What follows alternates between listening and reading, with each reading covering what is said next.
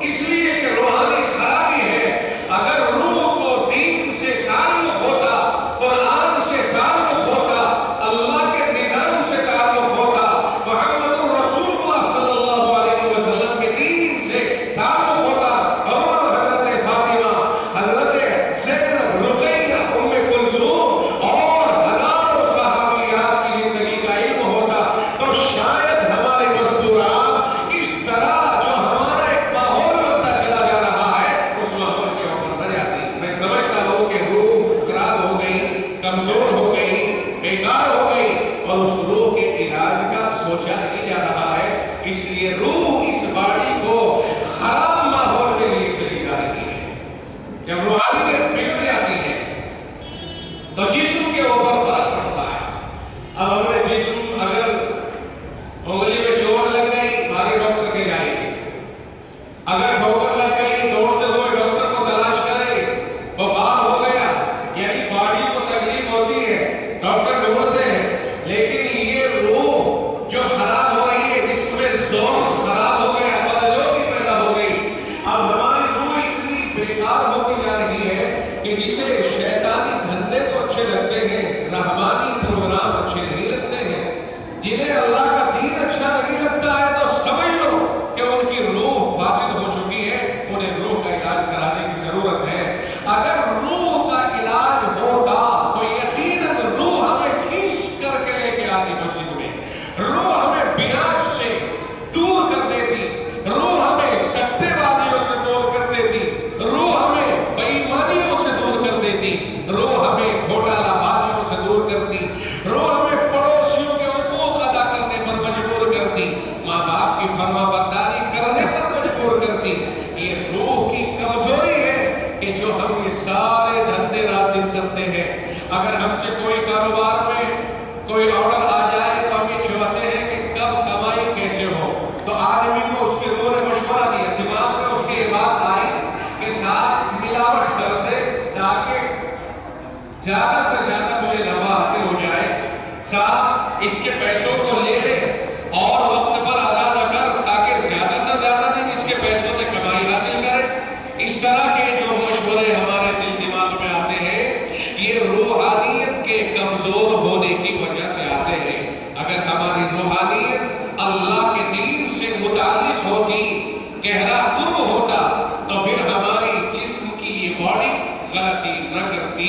غلطی وجہ یہ ہے کہ ہمارے اندر یہ فکری غلطی ہو رہی ہے، ہم نے یہ سمجھنے کی کوشش ہی نہیں کی ہے کہ یہ دین آخر کوئی ضرورت کی چیز ہے کہ نہیں۔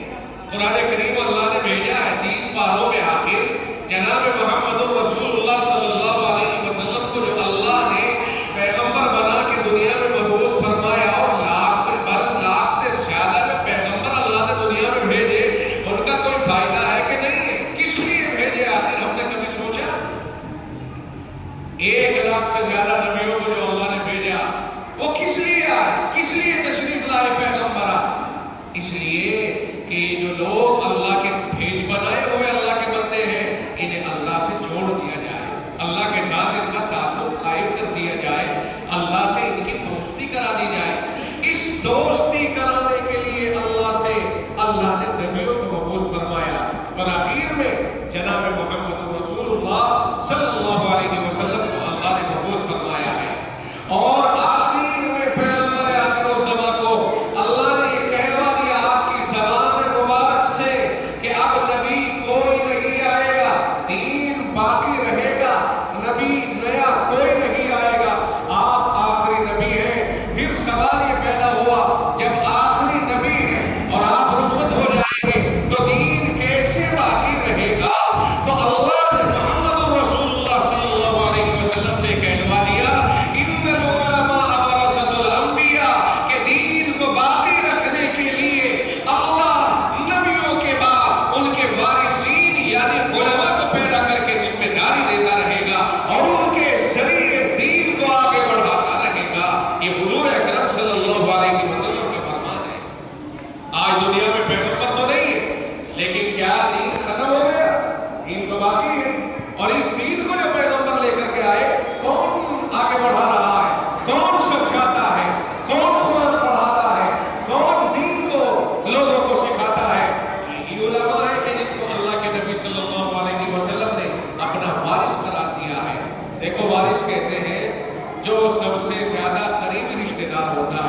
جیسے باپ ہے اس کا سب سے قریبی رشتے دار ہوتا ہے اس کا بیٹا، تو بیٹا وارث ہوا، بیٹی یہ وارث ہوئے، تو ڈائریکٹ جو وارث ہوتا ہے اس کا وہ جو سگی اولاد ہوتی ہے، اگر کسی کے وارث کو تکلیف ہو جائے تو جس کا وہ وارث ہے اس کو تکلیف ہوتی ہے۔ اگر کوئی آپ کے بیٹے کو تھپڑ مار دے کہیں باہر، بیٹے کی تھپڑ کا پتہ چل جائے آپ کو تکلیف ہوگی کہ نہیں ہوگی؟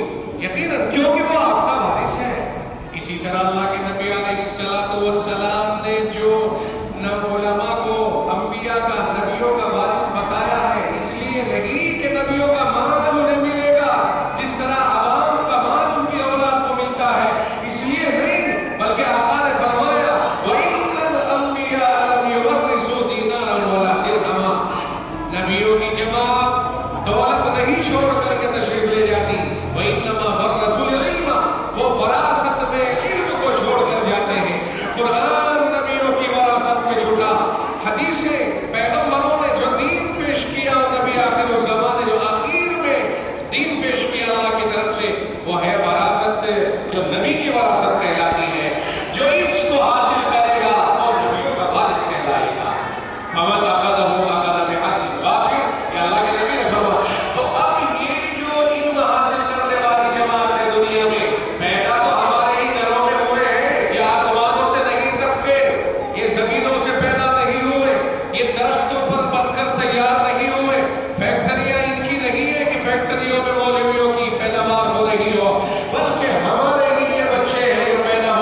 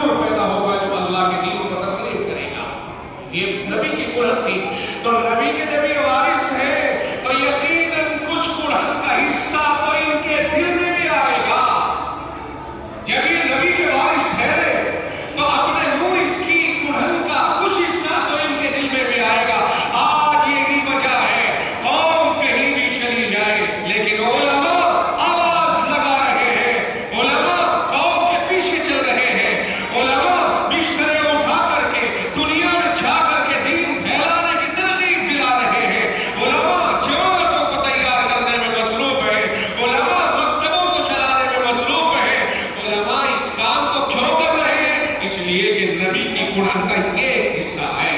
جب یہ بارش ہے تو نبی کی قرآن بھی تو وراثت میں ملی ہے. بات سمجھ میں آ رہی کہ نہیں؟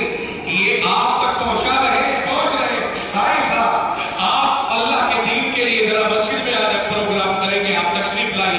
یہ آواز علماء کی، یہ پیغمبروں کی قرآن کا حصہ ہے. کل اس آواز کا بھی مثال لے لیا جائے گا. قیامت کے دن رب ذوالجلال ان کی آوازوں کا حساب لے گا، ان کے چلنے کا حساب لے گا. امت کے بعد جو یہ چل کر کے جاتے ہیں اور دین پہنچانے کی باتیں کرتے ہیں، ایک ایک چیز کا حساب وہاں ہوگا جہاں پر ساری دنیا جمع ہوگی. اس لیے میرے بھائیو غافل مت رہو. آپ کے پاس اگر دین کی دعوت پہنچتی ہے تو یہ سمجھ لو کہ یہ اپنے باپ کی دعوت نہیں لے کے آئے بلکہ اللہ کے دین کی دعوت لے کر کے آئے ہیں. اور یہ ذمہ داری ہم سب کی ہے، صرف علماء کی نہیں، پوری امت ذمہ دار ہے. کیونکہ اللہ نے تو نبی نے تو اس دین کو امت کے حوالے کیا ہے. اب امت میں جو بھی عالم بنتا چلا جائے، یہ تو نہیں فرمایا آپ نے کہ مولوی شاکر مولوی بنیں گے یا مفتی عبدالرحمان صاحب مولوی بنیں گے یا فلاں صاحب. اللہ کے نبی نے تو ساری امت کے حوالے کر دیا. اب جو بھی حاصل کرتا جائے اسی کا مقدر دے وہی عالم بن گیا. تو اللہ کا قرآن جو یہاں جس کے سینے میں اتر گیا بس وہی اس کی عبادت کرنے کی ذمہ داری اس کی اور بڑھ گئی دوسروں کے مقابلے میں، کیونکہ اس کے اندر یہ دین اتر گیا. آپ یہ اندازہ لگائیے پھر یہ کتنے اونچے مقام پر پہنچ جاتے ہیں. مستورات میں توجہ دیں. جو قرآن کا حصہ کسی کے دل میں اتر جاتا ہے پھر دیکھیے آپ اس کا کیا مقام بنتا ہے. آپ اس کی مثال کو میں دیا کرتا ہوں. یہ سمجھیے کہ جیسے کاغذ ہے، کاغذ کوڑا کاغذ ہے، اگر اس پر قرآن لکھ دیا جائے اب وہ کوڑا کاغذ نہیں رہا بلکہ اس کا مقام ہر کتاب سے اونچا ہو گیا. آپ کی نگاہوں میں ہوا کہ نہیں ہوا؟ اب اس کے اوپر کوئی کتاب نہیں رکھ سکتے ہیں. کوڑے کاغذ پر تو رکھ سکتے تھے لیکن جب اس پر قرآن لکھ دیا گیا اب اس کے اوپر کوئی کتاب نہیں رکھ سکتے. انجینئرنگ کی، ڈاکٹری کی اور وکالت کی کوئی کتاب اس کے اوپر نہیں رکھ سکتے. رکھ سکتے ہیں کہ نہیں رکھ سکتے؟ نہیں رکھ سکتے. اور اسے سب کے اوپر رکھ سکتے ہیں نا، اسے سب کے اوپر رکھ سکتے ہیں. یعنی قرآن جسے کاغذ پر لکھا گیا اسے سب کے اوپر رکھ سکتے ہیں. بس ایسے ہی سمجھ لو کہ جب ایک کاغذ کو ان الفاظ نے اتنا اونچا درجہ دے دیا کہ اب وہ سارے کاغذوں کے اوپر ہو گیا، ایسے ہی اگر یہ قرآن کے الفاظ ایک سینے میں اتر جائے پھر یہ انسان بھی سب سے اونچے درجے کا ہو گیا. اس سے اوپر کسی کا درجہ نہیں لا سکتے ہیں. قرآن نے اس کا درجہ بنا دیا. پلے پڑی کہ نہیں؟ سمجھ میں آیا ہے نہیں آیا بھائی؟ اس لیے میرے بھائی قرآن کریم کو حاصل کریں. قرآن میں ہی علم ہے عمل کرنے کے لیے. اگر ہم نے قرآن کو حاصل نہیں کیا، دین کو حاصل نہیں کیا، معاملہ آئے گا عمل کا. عمل کریں گے تو کس چیز پر؟ جب علم نہیں ہے تو عمل کس چیز پہ کریں؟ مجھے آپ نے گاڑی دے دی جہیز میں، گاڑی میرے چابی میرے حوالے. اب بتائیے گاڑی کے اسٹیئرنگ پر بیٹھنے کے بعد چابی میرے ہاتھ میں ہے، چلانی نہیں آتی تو گاڑی لے کر میں کہاں جا سکتا ہوں؟ نہیں جا سکتا نا. اور اگر ایک گیئر لگانا سیکھ لیا تب بھی منزل پوری نہیں کر سکتا ہوں. بیک گیئر بھی نہیں آیا یا مجھ پر اسٹیئرنگ چلانے میں کاٹنے کا گر نہیں آیا اور ٹیک کرنے کے طریقے معلوم نہیں ہوئے، روڈ پہ جاتے ہی تباہی میرا مقدر بن جائے گی. گاڑی کچل جائے گی، میں بھی کچل سکتا ہوں. آپ اندازہ لگائیے جب دین کی گاڑی سامنے ہے، قرآن سامنے ہے، حدیثیں سامنے ہے، پیغمبر کا لایا ہوا دین اسلام سامنے ہے اور اسے ہم نے سیکھا نہیں. آپ بتائیے آپ عمل کس چیز کے اوپر کریں گے؟ معلوم نہیں تو عمل کی چیز میں. بھائی آدمی معلومات پر بھی تو عمل کرتا ہے. جو چیزیں معلوم نہیں ان پہ عمل کیسے کرے گا؟ اور اگر عمل کرنے کی اندازے سے کوشش کرے گا تو دھکے کھائے گا اور کیا کرے گا؟ گاڑی لے کر کے بازار میں ذرا نکل جائے جو انانی ہے، بھیڑ میں نکال دے گا، چڑھا دے گا کسی کے اوپر، لوگ اسے ڈنڈوں سے پیٹیں گے. اس لیے میرے بھائی عمل کی دنیا میں اترنے کے لیے تو علم حاصل کرنے کی ضرورت پڑتی ہے. ہاں یہ جو نمازیں ہم پڑھتے ہیں اللہ ہی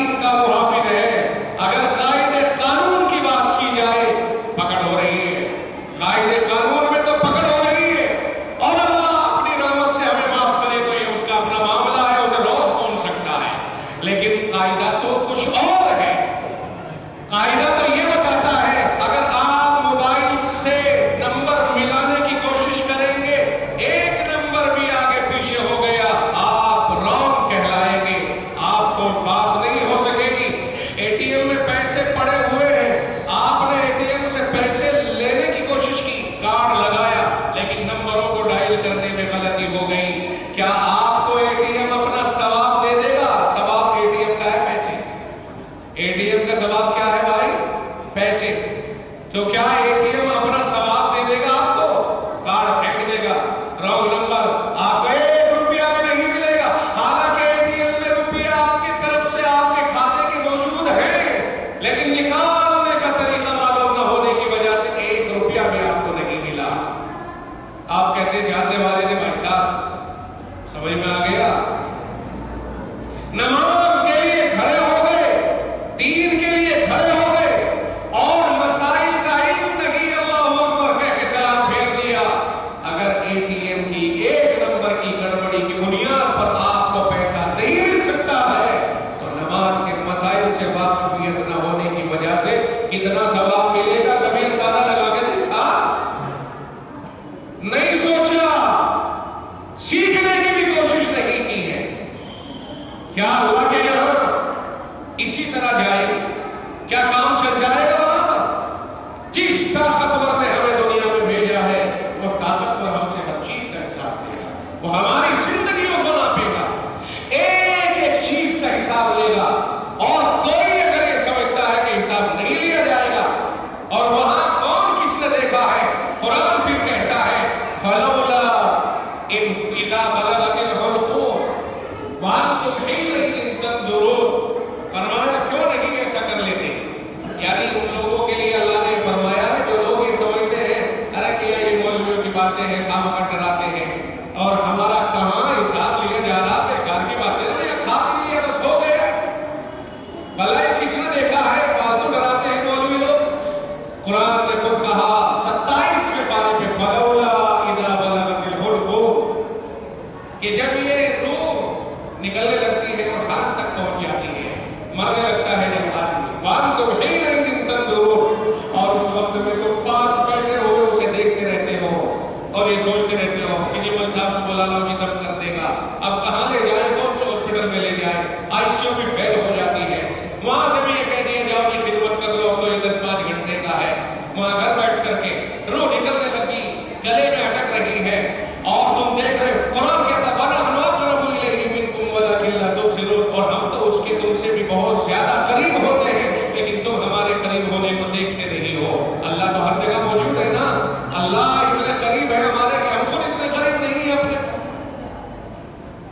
فَلَوْلَا إِن كُنتُمْ غَيْرَ مَدِينِينَ، اگر تمہارے خیال ہے کہ تمہارا حساب نہیں لیا جائے گا تو پھر یہ کیوں نہیں کر لیتے کہ تمہارے سامنے تمہارا آدمی ہم لے کے جا رہے ہیں، روح نکال کے لے جا رہے ہیں، ترجعونہا، لوٹا دو اسے.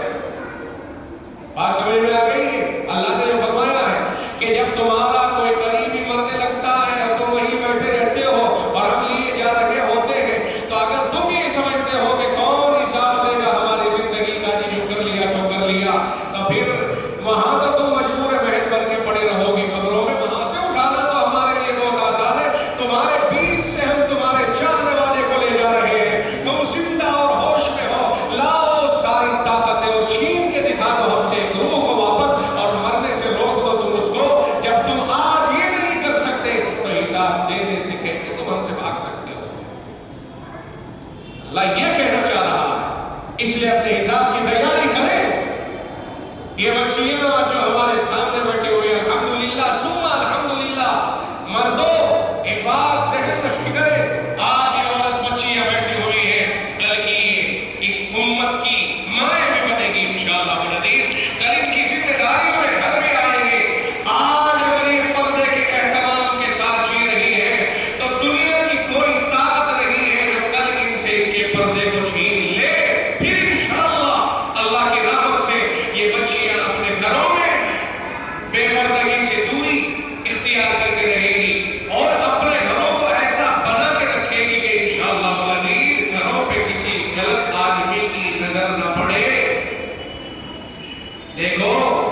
جب ہم اپنے بچوں کو خود اپنے ہاتھ سے بگاڑتے ہیں تو شروعات یہاں سے ہوتی ہے کہ پہلے بچے کا خوشی خوشی بے رحمی کا لباس لاتے ہیں خرید کے، اسے لباس پہنایا، پھر وہ اس لباس کا عادی بنتا چلا گیا، اس کے بعد کٹوائے، چھوٹا سا بچہ ہے، بال اس کا بال کٹوا رہا ہے، نیچے نیچے سے اوپر سے بڑے بڑے چھوڑ کر کے بہت سے بچوں کے ایسے بال کٹوا لیتے ہیں۔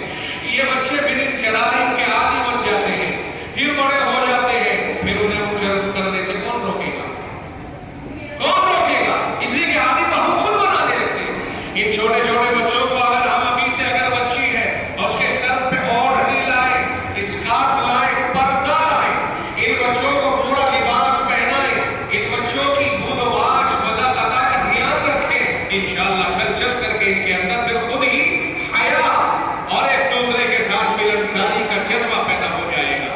حضرت حافظ رحمۃ اللہ نے فرماتے تھے کہ جب تم بھیک کسی سے دلوایا کرو تو بچے کے ہاتھ میں رکھا کرو اور اس کے ذریعے سے بھیک دلواؤ، تاکہ اس بچے کو دینے کا جذبہ پیدا ہو جائے، کل کے دن وہ بخیل بن کر کے زندگی نہ گزارے اور غریبوں سے نفرت میں مبتلا نہ ہو، غریبوں کی محبت اس کے دل میں پیدا ہو جائے۔ کیونکہ محمد حضرت رحمۃ اللہ علیہ فرمایا کرتے تھے کہ بچوں کے ذریعے سے بھیک دلواؤ مانگنے والوں کو، تاکہ انہیں دینے کا جذبہ پیدا ہو جائے۔ ہماری جو بچیاں ہیں، بچے ہیں، آج کے اس دور میں شکوے رپورٹیں تو بہت آ رہی ہیں، صاحب یہ ہو گیا، یہ ہو گیا، یہ ہو گیا۔ حضرت مفتی صاحب سے گزارش کروں گا کچھ اس طرح کی باتوں کے اوپر روشنی ڈالیں گے، انشاءاللہ مزید توجہ سے سنیں۔ میں اس بیان کو چھیڑ کر کے خلل ڈالنا نہیں چاہتا ہوں۔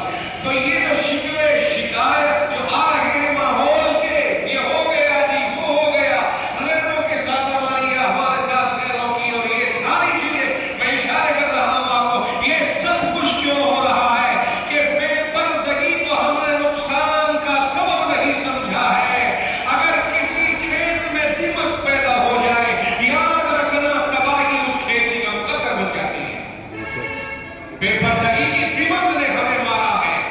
کاش کہ ہم اپنی بچیوں کی طرف دھیان دے دیں اور اس طرف ہمارا ذہن چلا جائے تو ہمیں پتہ چلے گا کہ ایمان کی ویلیو کیا ہے۔ ہم نے ایمان کو چند ٹکوں کی خاطر اڑا دیا، ہم نے ایمان کی قدر و منزلت نہیں سمجھی ہے۔